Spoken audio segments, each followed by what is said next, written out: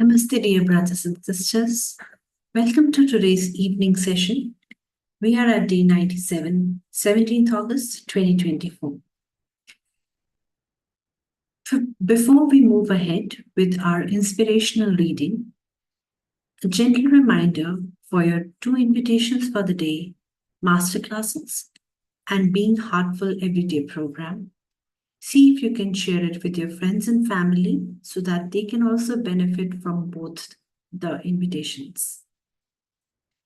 So let us move ahead with our inspirational reading for this week, which is A User's Guide to Living, Part 6. So we are going to just step a little back to where we left yesterday to make sure that we are in the flow as we read the last part of this inspirational reading.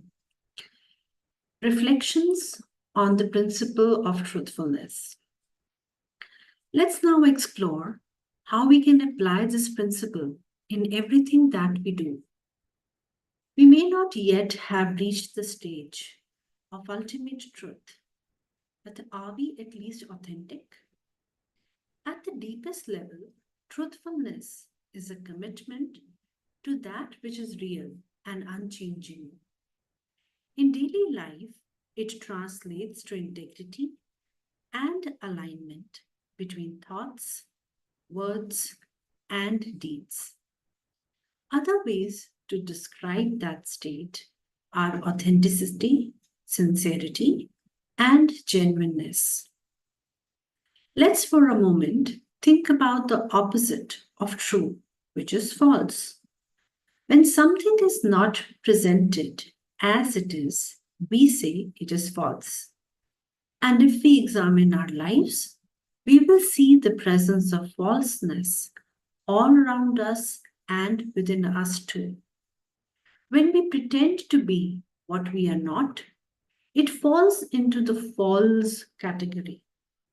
As discussed earlier, we know that it is generally not intentional, that most of our personas are unconscious. We are not aware of them. That is why the practice of self-study, known as Swadhyaya, is so important in yoga. So we become conscious of our patterns and make changes.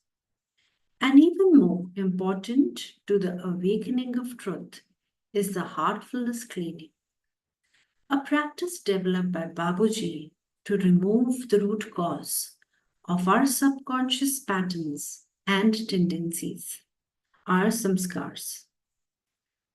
What happens when we identify our ego, our sense of self, with anything other than reality or truth?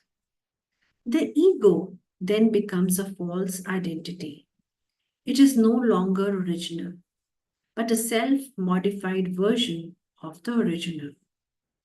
It has been programmed and conditioned by our experiences from childhood and is shaped by our interactions with our immediate environment. It is a coping mechanism, a series of masks we wear, personas, identities that we assume to get through day-to-day existence that become hardwired into our neural circuitry. Yet we think it is who we are. At an unconscious level, we believe the ego is who we are because it defines our identity, and it has been colored by all the various layers of human experience from our past. When we look outside, the truth is colored by these masks. Generally, it is easier to observe this in others than in ourselves. Then, to make it worse, there are companies that try to convince us to buy their stuff. There are politicians who pretend to be representing us, and the media serves us a steady stream of fake news, and the social media pulls us in multiple directions. In the midst of all this, how do we truly live truthfully? By aligning our thoughts, words, and actions with the highest truth that we can perceive in our heart. The quality of discernment of the heart helps us to separate truth from falsehood, especially when we meditate and cultivate that discernment. I have learned something from tornadoes and hurricanes. The safest place in a tornado is the center, the eye of the storm. At the periphery, there is havoc, but at the center, it is extremely still. In our life, also, all these troubles are at physical level, mental level, ego level, and subtle body level. What happens when we go to the center of ourselves? By going to the innermost depth of our heart. I wish that we all may learn to do that. It is possible with a little practice, a little interest will take us there. This is where our heartfulness practices help as we travel inward on this journey. We experience and become one with successive levels of consciousness at each stage.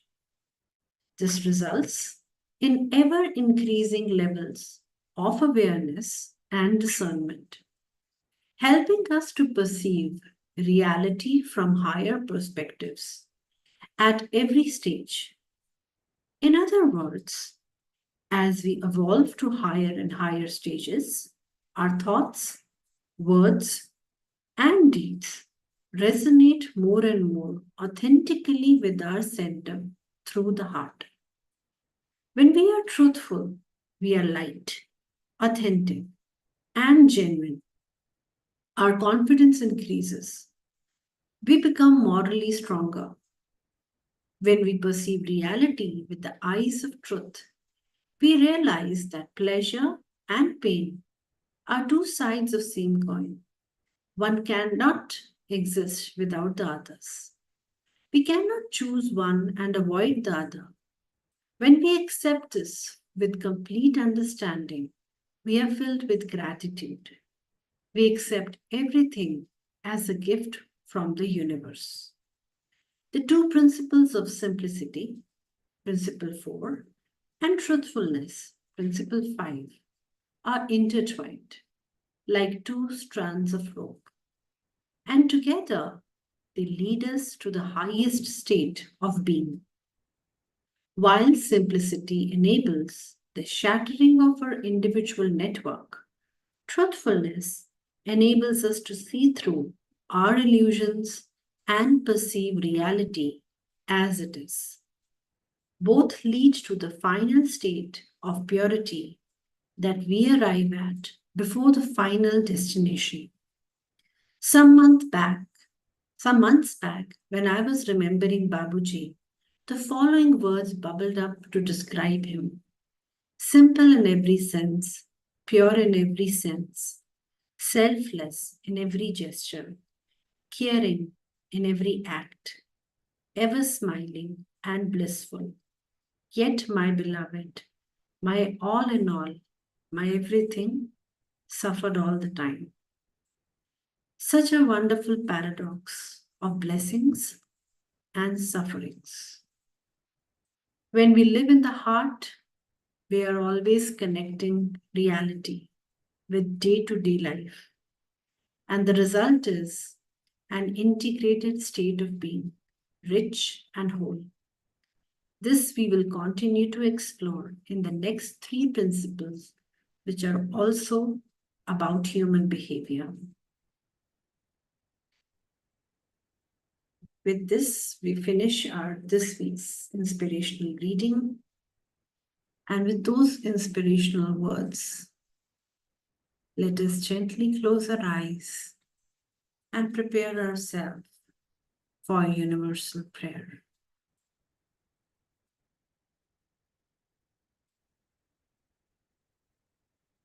With each passing breath, let us dive deep into our inner self. Get centered.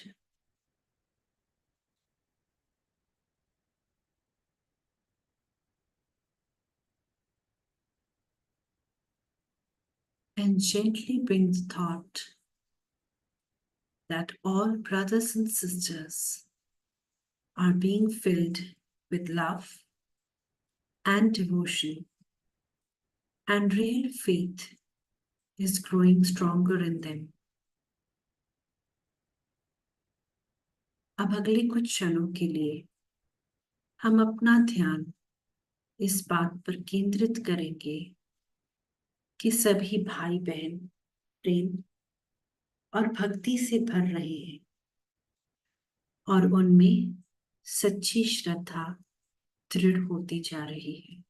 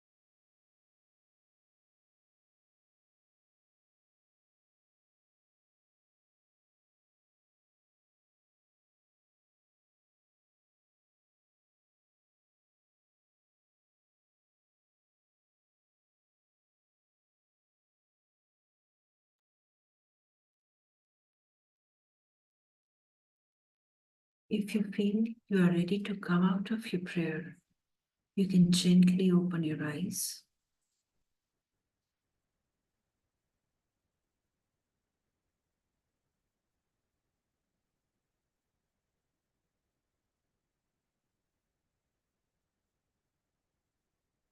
Gentle reminder for our bedtime prayer and reflection for the day. See you tomorrow at 8:50 p.m. Thank you for joining today. Have a great night.